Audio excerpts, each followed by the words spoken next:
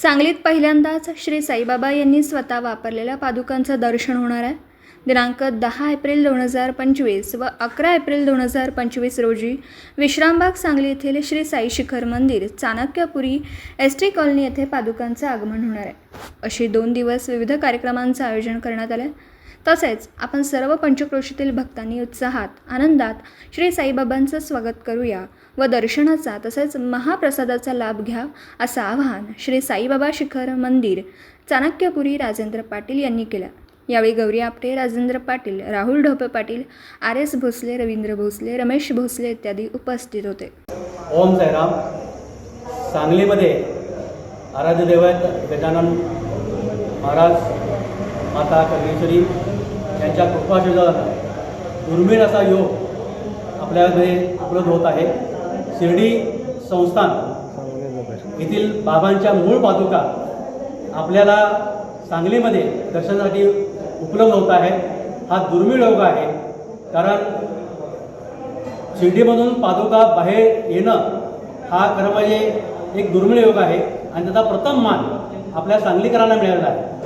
तर यामध्ये सर्व सांगली जिल्हा पंचक्रोशीमधील सर्व भक्तांनी त्यामध्ये सहभागी व्हावं, दर्शनाचा लाभ घ्यावा। त्या दिवशी दिनांक 10 एप्रिल 2025 आणि 11 एप्रिल 2025 असे 2 दिवस हे कार्यक्रम चालणार आहेत। दिनांक 10 एप्रिल 2025 दिवशी राम मंदिर चौक ते साई शिखर मंदिर विश्रामबाग सांगली इथंपर्यंत भव्य आणि दिव्य अशी बाबांच्या पादुकांची मिरवणूक आपण काढणार आहोत।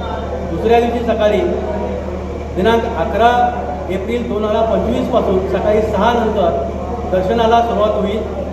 दुपारी महाप्रसादाचं आयोजन आपण केलेलं आहे आणि दिवसभर भजन संध्या हा कार्यक्रम आपण केलेला आहे।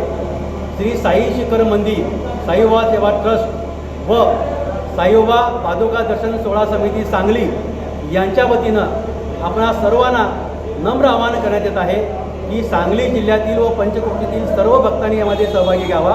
सांगली जिल्ह्यामध्ये जितकीही काही मंदिरे आहेत त्या मंदिरातील प्रमुखांनी, ट्रस्टीनी, तेथील भक्तांनी, सेवेकरांनी सुद्धा ह्या सोहळ्यामध्ये सहभागी व्हावं, कारण हा सोहळा अनुपम सोहळा आहे। त्यामुळं देव आपल्या घरी येत आहेत, त्यांचा आदर स्वागत मोठ्या प्रमाणात आपण सर्वांनी मिळून करूया। त्यामध्ये सर्वांनी सहभागी व्हावा अशी नम्र आवाहन आम्ही सर्वांनी म्हणून आपल्याला करत आहोत। ओम साईराम, ओम साईराम, ओम साईराम।